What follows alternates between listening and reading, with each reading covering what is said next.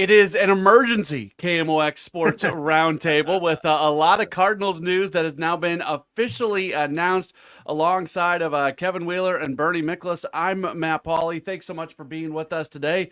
Fellas, I don't know if anybody had on our bingo card all of this news today from the Cardinals, but there certainly is a good amount of it, and there's nobody I'd rather be talking about it with than you two guys. There better not be. That's right. No, it's great. It's all I truly enjoy doing these, and I say that every time I'm on, but because it's true, and I look forward to the next one. So 2 days in a row. Nice. Thumbs up. Go ahead. Let's Matt. go through the just the raw news, and then we'll go one by one on everything. Cardinals hire Rob Cerfolio as assistant general manager for player development and performance. He comes over from Cleveland, where he had done a number of things. And then later in the day, the Cardinals officially confirm what we learned yesterday from Katie Wu of The Athletic, that John Jay is going to be joining the coaching staff. Willie McGee is being reassigned to a special assistant to the front office. And then we also learn that Brant Brown is going to be the new Cardinals hitting coach. So I'll throw it out to you guys. Which one of these do you want to touch on first? Let's go with the biggest move, which I think is Chaim Bloom, in effect, making his first hire as a Cardinals executive. And I know I'll bring the cynics out, but I think it's a home run hire. I really, truly do. I mean, Cerfolio is, pardon the cliche, is considered indeed a rising star in the industry. He's 32 years old. He's been with that Cleveland operation since 2015. He was an intern the first year, but he was still getting immersed and absorbing all kinds of incredible knowledge in terms of what makes the Guardians so great relative to what they spend on payroll, because they can identify and draft and sign and develop players. I don't know that anybody's better than that in Major League Baseball. And I'll shut up after one stat. During Cerfolio's time in that player development minor league system in Cleveland, the Guardians ranked sixth in the majors from 2015 through 24, sixth in the majors in regular season winning percentage. Excuse me. Let me back up. My bad. Fourth in the majors in regular season winning percentage, and sixth in postseason victories. You know what their average payroll was during those years? 23rd. Oh, 23rd. They totally outperformed and embarrassed a lot of major league teams that spend a heck of a lot more money than the Guardians did. And this is what Bill DeWitt wants. He wants the payroll efficiency and the booming player development system that he had under Jeff Luhnow. And by bringing Bloom in, it was an excellent hire. And now Bloom has doubled the fun by making his own excellent hire. So I'm really excited about it. I'm genuinely excited about it. Yeah. And you should be, Bernie. I mean, if you're looking to take away a brain from an organization, if you're looking to, pick spots, Cleveland's one of the spots, right? Mm-hmm, I mean, yep. Tampa's one. The Dodgers certainly have that. But Cleveland has been as good as any team in baseball at developing impact pitchers, starters, and relievers. Who had heard of Cade Smith before this year? Right. He's a dominant reliever. Emmanuel Clase, Tanner Bybee, Shane Bieber. I mean, they've been doing this year after year after year, developing pitchers, and that's been their strength. Now, I think Cleveland has had some success also drafting and developing or signing international free agents in the middle infield as well. They've done that pretty nicely. I mean, Francisco Lindor is not there anymore, but that's just because they wouldn't pay him. But they developed him. they found him. They developed him. That is a great organization to be taking a brain from. So unless somebody has specific knowledge of some flaw with Cerfolio that we don't know about, what's there to argue against? You took a smart person from a smart team. That's what you did. Yeah, they're the model franchise. Well, along with a couple others you mentioned. Yeah. They're a model franchise though in terms of the way they identify talent and cultivate it and develop it. And to your point, my friend Kevin Wheeler, about the international market, primarily the Latino countries. This is an area, frankly, where the Cardinals have been weak. They used to do pretty well there. They really haven't, and that's something that needs to be revived. And Cerfolio's got a magic touch with that. And one other thing to add to your point about Cleveland just always coming up with pitching. It's funny. I was reading Baseball America, and they were reviewing all the farm systems for like a long time, but they were talking about basically the last 10 years or so, maybe a little longer than that. They admitted, and we all agree, Baseball America is really sharp when it comes to analyzing this kind of stuff. They're really good. They admitted that they constantly have like underrated what Cleveland is doing in terms of pitching prospects. They think like, okay, yeah, maybe the guy's a back of the rotation, and those prospects like always outperform whatever the neutral, draft nicks and player development people that rate these systems. And I love Baseball America because they admitted it. They said, no, we actually, they've been so much better with this than we gave them credit for at the time. And they just said, hey, kudos. So that's another area where the Cardinals need to get better. And I think they have started to get better with Quinn Matthews and Tink Hence, McCreevy and some others. But that's another area when you can bring in someone that comes from a background of an organization that knows what they're doing in terms of cultivating young pitching. I'm in because that fits another Cardinals need. Yeah. The bio for Cerfolio, the different positions he held with Cleveland, most recently was the director of player development, but before that, assistant director, assistant for player development, amateur scouting assistant, baseball operations and player development intern. So to your guys' point, he really moved up through that system. Smart guy, went to Yale, so you've got another Ivy League guy coming into the organization. Oh, no, guys, a nerd. Well, yeah, I'm going to have to get a Yale baseball cap now in honor of Chaim Bloom and Rob Cerfolio. Yeah, you know how there's a crowd, though. The crowd's going to be like, we need baseball men. Well, I mean, you do, but you need all of it, right? You need brains, you need smart people, you need baseball people, but it's a mix. It's not an either or. And I think it's important to note, too, this is an assistant general manager position, right? Mm-hmm. This isn't president of baseball operations. This isn't even a general manager level thing. This is very specifically about player development. And I don't know about you guys, but my guess would be the title assistant GM is part of how you can hire someone, because that's considered a higher level job than just plain old player development, which is why the titles in baseball are what they are. It's so that you can hire people away from others, because usually teams won't let guys leave for parallel jobs, right? They won't let you make a lateral move. They'd rather keep you. But if you're getting a promotion, a title increase, and a pay increase, they typically allow that to happen. That's right. And the Cardinals had to work to get him because he had some other options. You don't leave Cleveland unless you're really excited about an opportunity. And the Cardinals stepped up to the plate, so to speak. He got a nice deal, but he should, because he was a coveted guy. But I think it's a really exciting move in that. Listen, I always believe in a simple principle, if the Cardinals need to rebuild their farm system and the player development system, it isn't so much the draft, because they draft good players. They just don't prepare them properly. And they have too many misses on talented guys as far as once they get to the majors, as we've all reviewed many times. But when I want to fix a huge problem, something like this, well, who's been really good at this specific area? Chaim Bloom. Mm-hmm.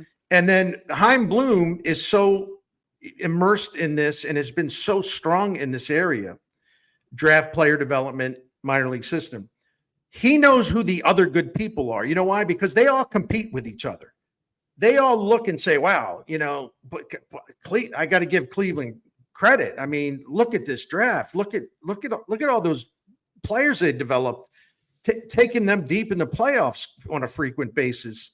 It's a competitive industry, and they admire each other. But a guy like Chaim Bloom knows where the talent is in this specific area, and that's another reason to think highly of this hire. It really, and then now Cerfolio is going to go out and hire more people, and you don't think he knows who's good in terms of who to bring aboard?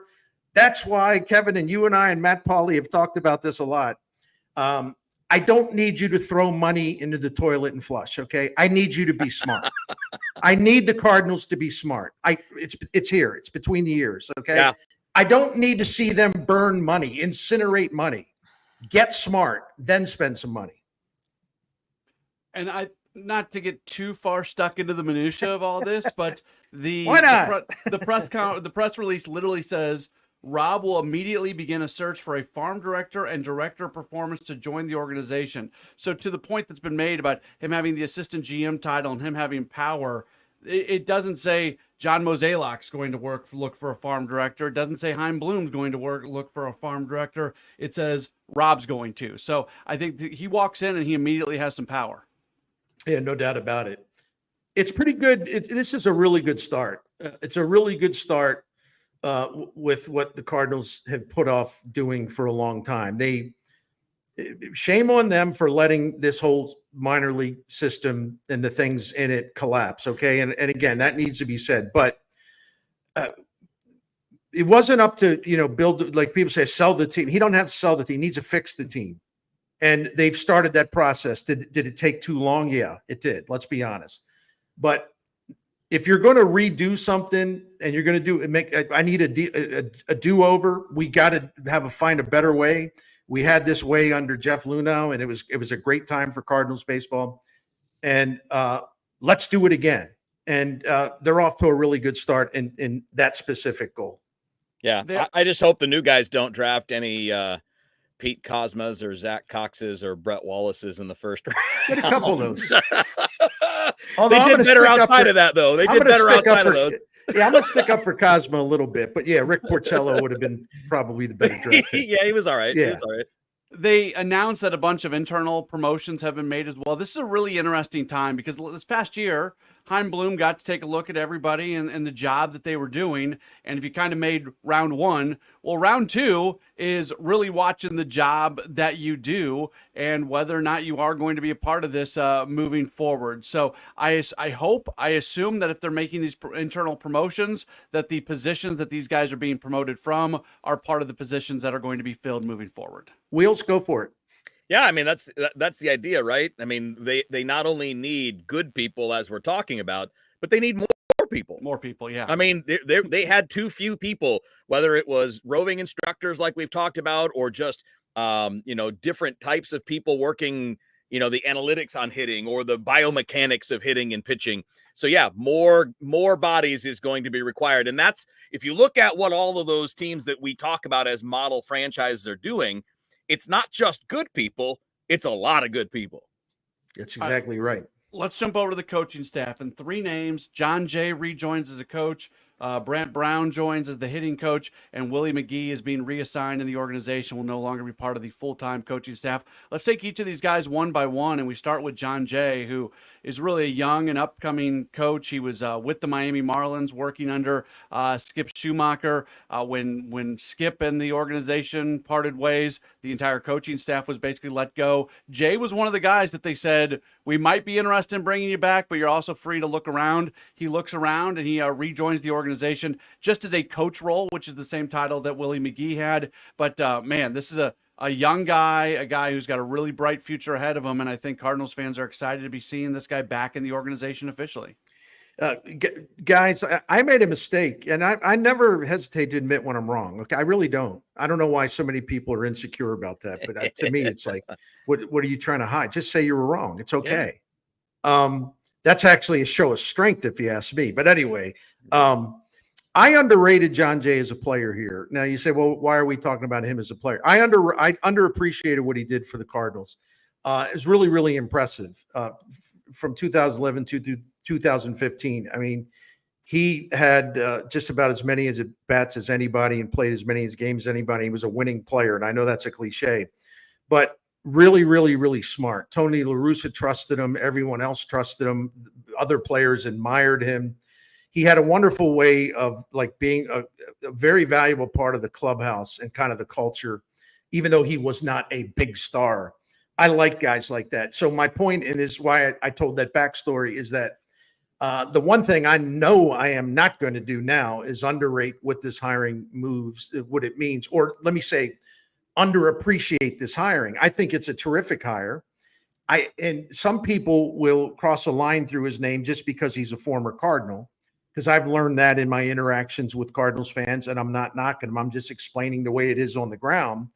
Now if anybody with former Cardinal connections, it's kind of like, can't they do anything else? That's what they always do. They have to get over the nostalgia.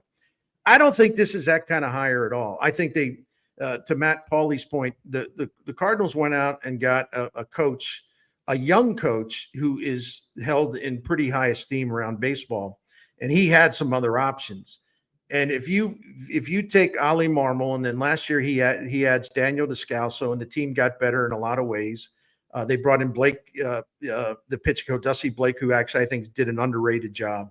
And now you add John Jay to that. Your dugout, no disrespect to anybody else, your dugout's gotten a lot smarter over the last couple of years. And I think John Jay can bring a lot to this. I really do. I mean, I might as well be the president of the John Jay fan club. You know, I mean, I go back. It's Miami. I Okay. know.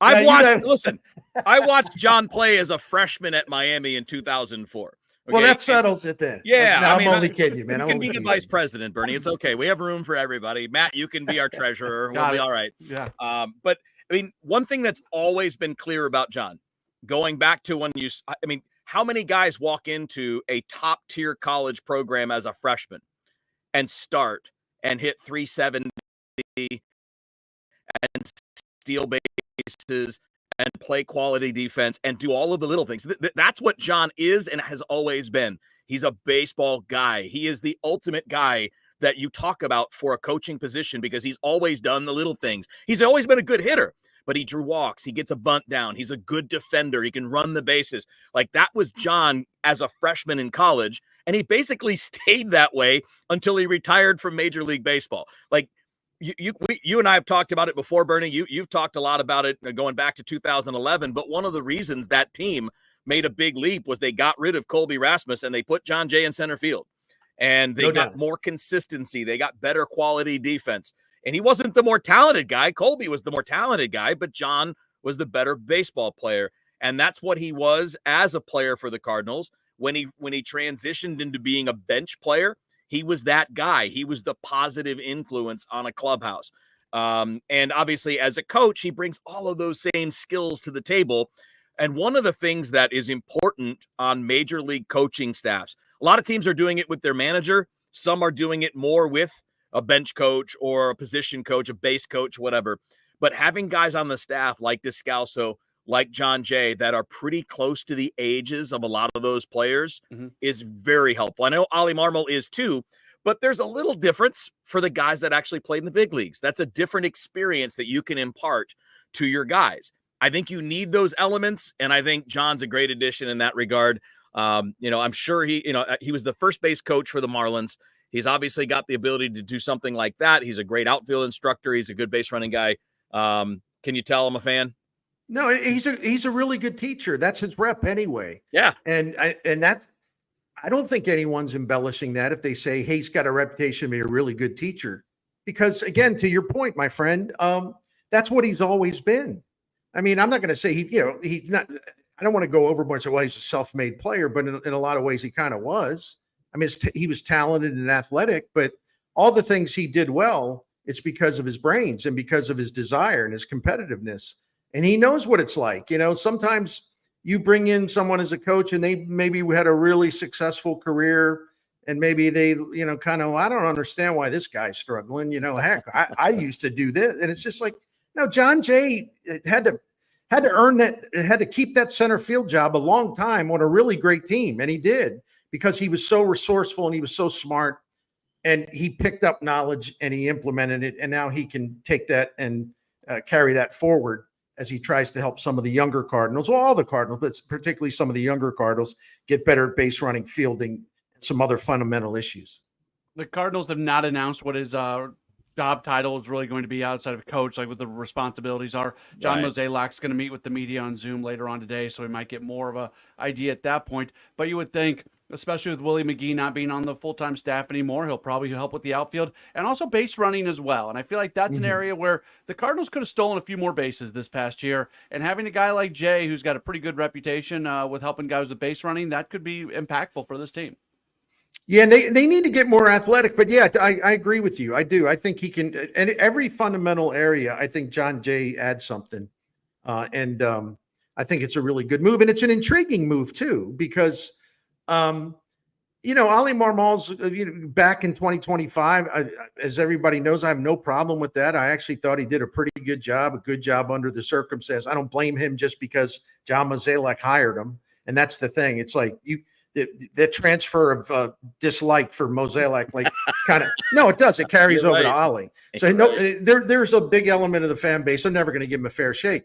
But what's interesting about it is that even now, Ali Marmol's looking at is viewed as a guy. And I'm not saying this is wrong because Chaim Bloom's going to be taken over a year from now, but Ali's kind of looked as a guy.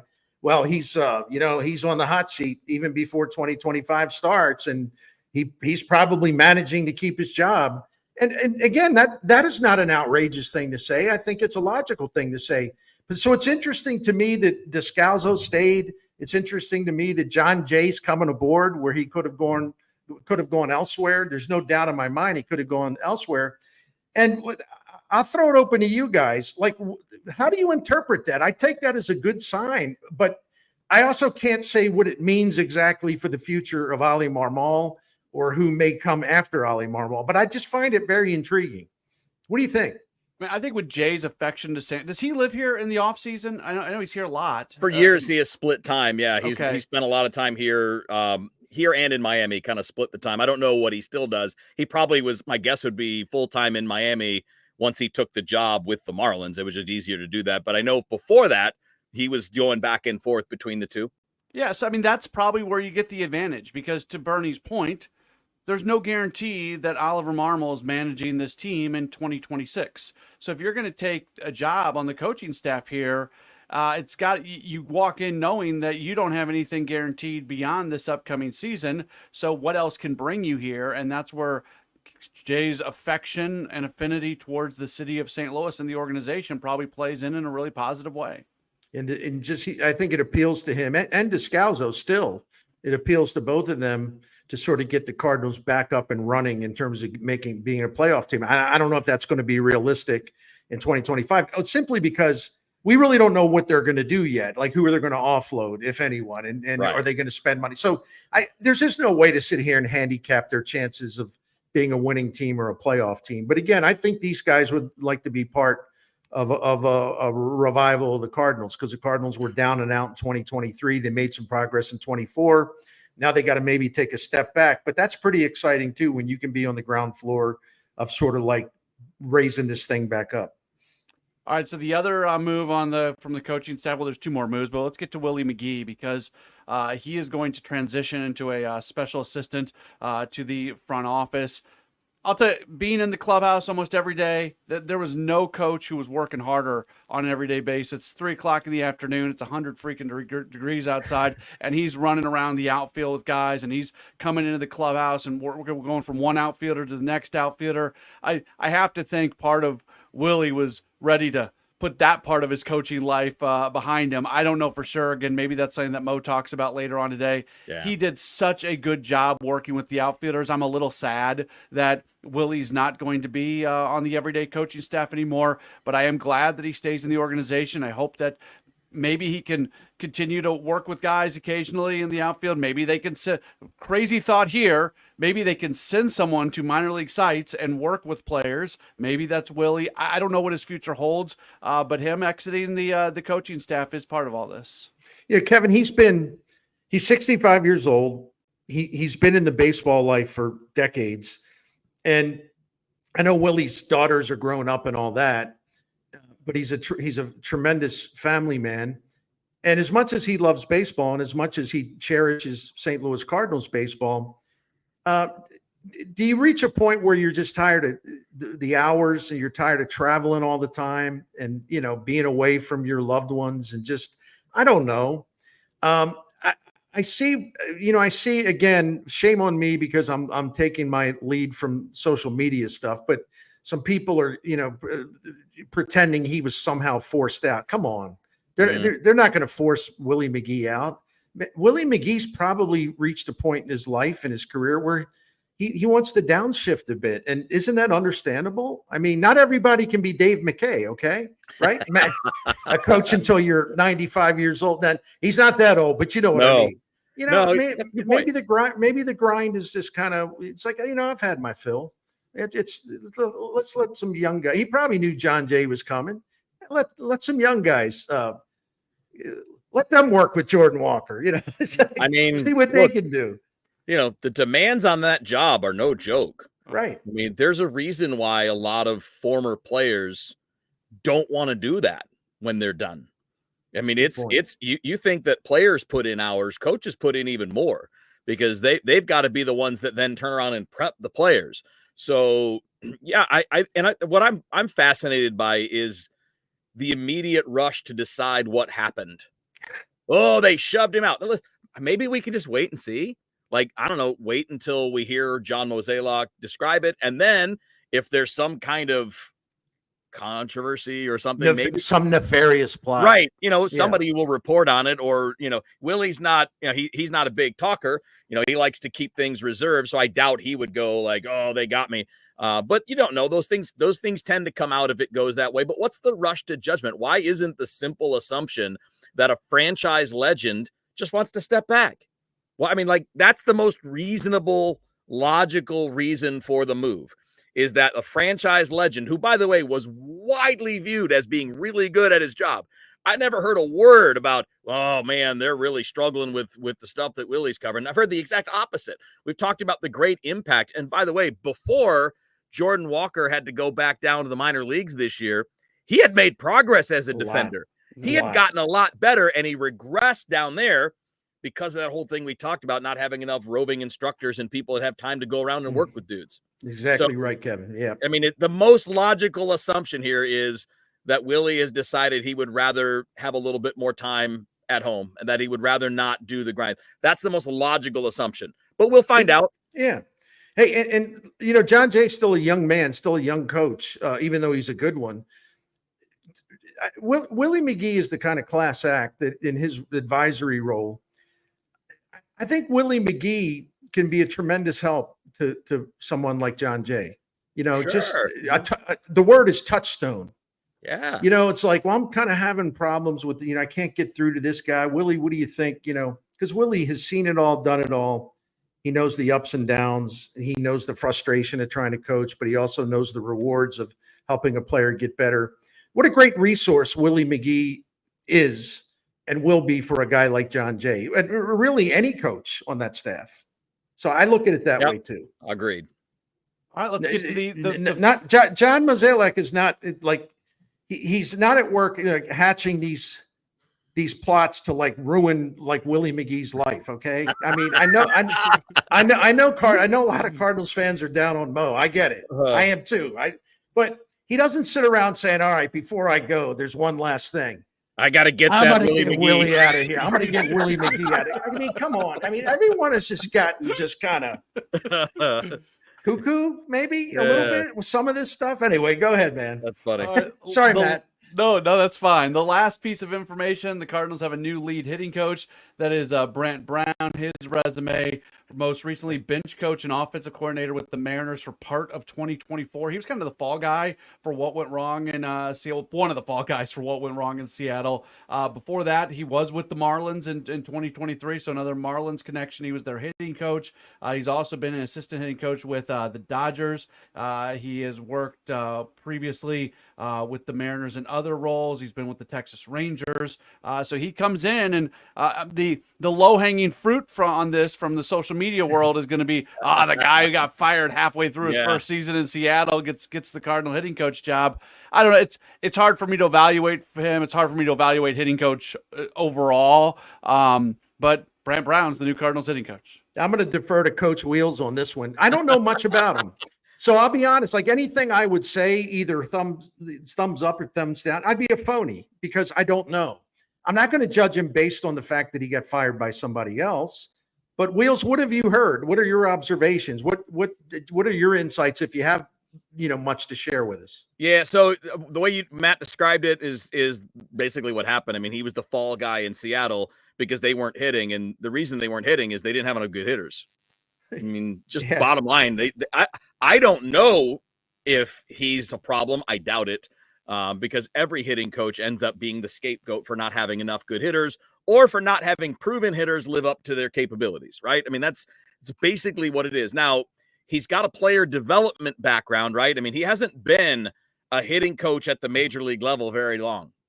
You know, he's been a guy that's been around. He's been an assistant hitting coach at the major league level before he had the manager, or before he had the job. What was that title, Matt? He was the hitting coordinator, the offensive coordinator, and bench coach. Yeah. Yeah. So, you know, he's kind of worked around that title, and he's been an assistant hitting coach, and he's been in player development. I'm going to go on a limb and bet that his work with young guys is the draw here. You know, he came up he did a lot of work in the Dodgers organization. Coming up, he was in the Rangers organization before that, and I'm talking not as a player. I'm just talking about in his coaching career. Obviously, people will remember him from the Cubs because that's where he came up. He was one of their prospects at a time and was a pretty good player, and then went to Pittsburgh. But I think the hard part about this for fans is to not try to figure it out because you have no idea. Yeah. I don't have any idea. This might be a brilliant hire. He might be a great hitting coach, and he might not. And we almost never know. Because you can think like, so, you remember this, Bernie, Matt? I'm not sure you weren't here, but I know you were covering baseball. You might remember. But a lot of the reaction when they brought Mark McGwire back to be the hitting coach was negative. Mm-hmm. What does this guy know about hitting? He hit 240 and struck out all the time. What does he know about hitting? Turned out he's a pretty damn good hitting coach. He's really understood good. It. Yeah, very, very, very good. And left here because he wanted to be on the West Coast. He wanted to be closer to his family, so he went to join the Padres. But there were other guys that were great hitters. I mean, you know, Hal McRae comes to mind. Not a great hitting coach. Barry Bonds was a terrible hitting coach. Mm-hmm. And by the way, some of the great hitting coaches, tell me how good a player Kevin Long was. Charlie Lau, Walt Hriniak, Rudy Jaramillo, you know, all these guys that have come along. Yeah. Robert Van Soyock from the Dodgers. Who? This guy was coaching amateurs before the Dodgers hired him. He was just one of the guys that was a hitting guru out there doing his own thing. And I say just, that's in air quotes because those people are smart, man. The people that are doing this, there are so many good hitting instructors in this world.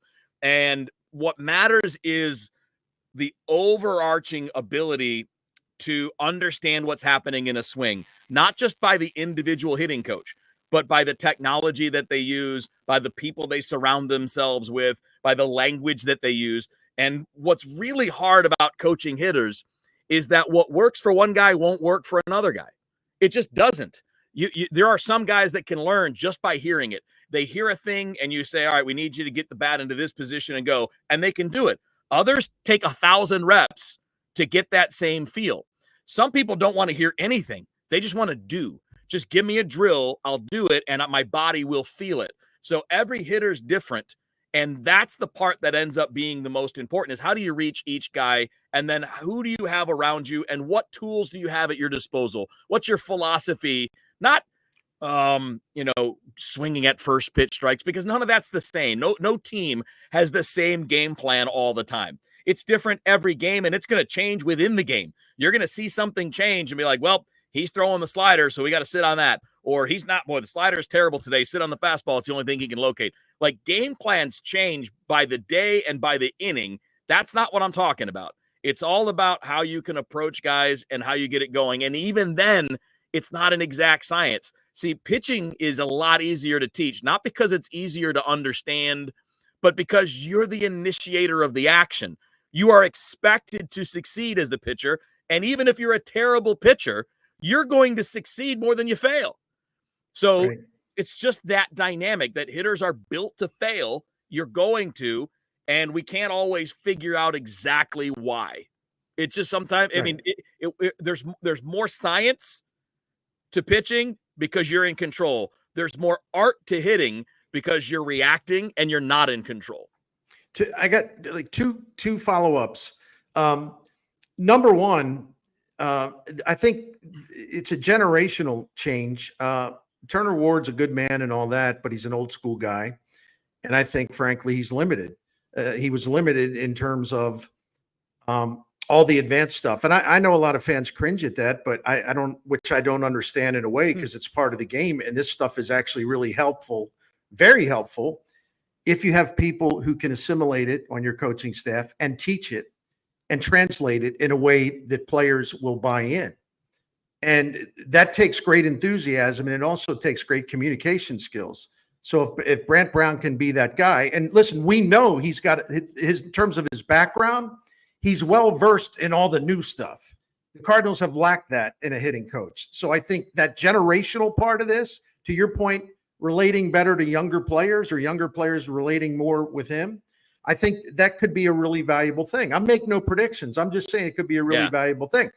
And I will declare him a great hitting coach on one reason if he does this, right? It drove me crazy, and I would go to StatCast all the time because I had to constantly research it just so I could get mad again. The Cardinals last year, there's only 3 teams in Major League Baseball that took more called strikes. What was the worst thing that they did? Hitting with runners in scoring position. There were only 2 teams in Major League Baseball that took more called strikes when they had runners at second and third, or second and third. And it's like, Kevin and Matt, this is like the oldest thing there is. It's like, you know, you got one coming. You're going to get pitches right down the middle. You know, that's your pitch, man. Do something with it. They just watched great pitches in the heart of the plate all the time. Just go by them. And, you know, one of the teams that actually looked at more called strikes than the Cardinals, this is interesting because people say, well, Milwaukee won the division. Milwaukee led the major leagues in taking called strikes, right? You know what happened yesterday? They fired all their hitting coaches. No, they did. Yeah, they brought their AAA guys up. Yeah. So listen, you talk about basic stuff. I mean, the Cardinals were just awful at basic stuff. You see the heart of the plate pitches coming at you. Swing the bat. What are you waiting for? Yeah. And it just drove me nuts. They were getting behind in the counts all the time. They were not aggressive at all as major league hitters in terms of punishing pitchers for throwing strikes. And you know what happened? The Cardinals also saw more strikes than any team because pitchers and their coaches ain't dumb. It's like, these guys are idiots. They're not going to swing at strikes. So just pound it. They'll watch some of those strikes go by. Yeah. It was a big weakness. I'll be happy if Brant Brown can get that. Anyway, go ahead. Listen, sir. And the coach in me says a hitter should never have to be told to swing at a good pitch. Yeah, that's right. You should swing at it. I mean, the only thing that makes sense to me with what you described, and it was 100% what you described, it's exactly what happened, is that either the analytical plan was not good enough. In other words, they were expecting stuff that they weren't getting, or the scouting side of it was wrong, or both. Maybe the two didn't speak the same language, because what it looked like to me were a whole bunch of guys caught in between. And you don't have time to be caught in between. You have to make your decision right out of the hand, basically. And you have to everything is much more of an educated guess now than at any time in baseball history. You used to be able to kind of look for the pop of the breaking ball out of the hand, or maybe see spin. You don't have time anymore because that pitcher's been in a lab, and that slider is going to look just like the fastball until it's about 20 feet away from home, and it's going to do that. You know, like you don't have the same time. I know it's crazy. You've always only had about 3 or 4/10 of a second. You have less than that now because the pitches look the same longer, which means it's more about the plan, more about knowing in advance what you should be expecting and then attacking that. But, you know, I wonder too, Bernie, and Matt, I wonder if you saw the same thing because you were at every game doing pre and post game. I wonder how much different this looks if the veteran players had been what they're supposed to be. Like, how much different are those numbers if the 1,200 at bats from Goldschmidt and Arenado were more like their normal 1,200 at bats? How much of that's different if Contreras plays 120 games instead of missing all the year? So because then what we have is a different problem, right?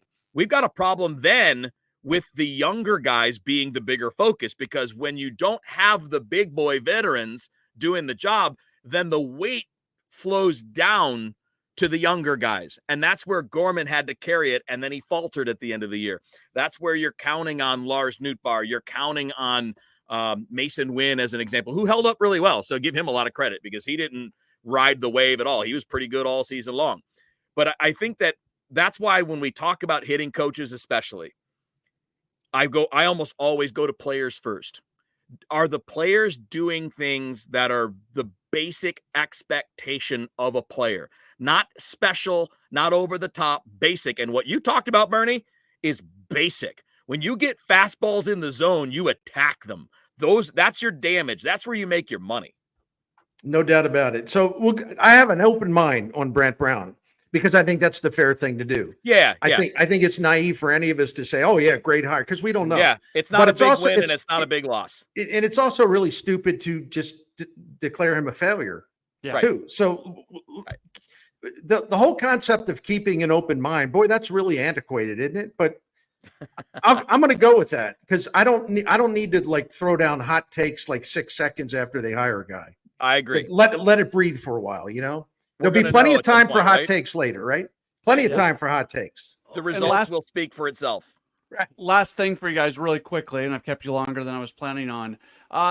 I'm curious to see what's going to happen with Skip Schumacher this offseason because now here's John Jay and Brant Brown. Brant Brown was his hitting coach 2 years ago. Jay was with him. There's not a lot of really appealing managerial jobs that are open right now, and Schumacher's stock may never be higher than what it is right now.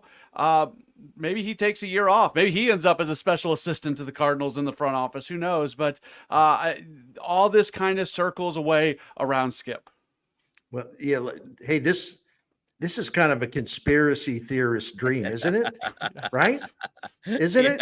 Yeah. Well, the Cardinals got something planned after 2025, don't they? See, they're already putting Skip's coaches in place, right? Wait. I thought that was going to be Albert. Well, yeah, or Albert. No. It's just that's what I mean. We can all go cuckoo on this stuff, including me, by the way. Yeah. But no, it is interesting. But they're upgrading their coaching staff. So no matter what that leads to, I think more than ever they need to have a better coaching staff in 2025. And so, any moves to upgrade are good. And we'll see. But yeah, it does make you wonder a little bit. I'm not going to sit here and act like I'm above that. Of course I'm not. I'll get down and dirty and think of like, oh, here's what's going to happen. You just watch. No, I don't know that. But I mean, I'm not above having fun with that kind of stuff. No, and you know what? Let's be honest. This is a year of evaluations for the Cardinals. They've already positioned it that way, right? I mean, this is like we're going to find out about some guys. I think the manager's included in that. Mm-hmm. I don't personally look at what's happened and say it's on the manager because I see a flawed roster that didn't have enough good players. I see a system that missed out on too many things to improve players.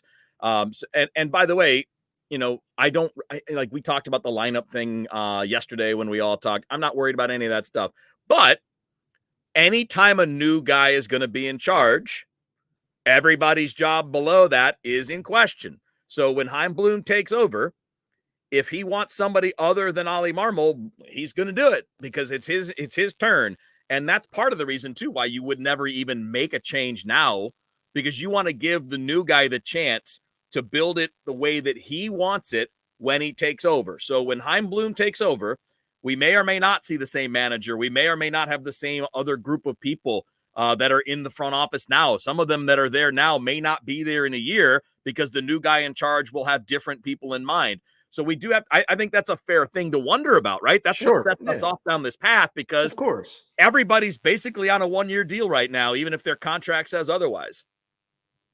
Bernie, Kevin, this was great. An emergency roundtable, and rightfully so. Thank you so much for being part of this today. Good times, boys. Look forward to the next one. Thank you, guys. And to all of our viewers and listeners, thanks so much for being tuned in. We will talk to you again very, very soon.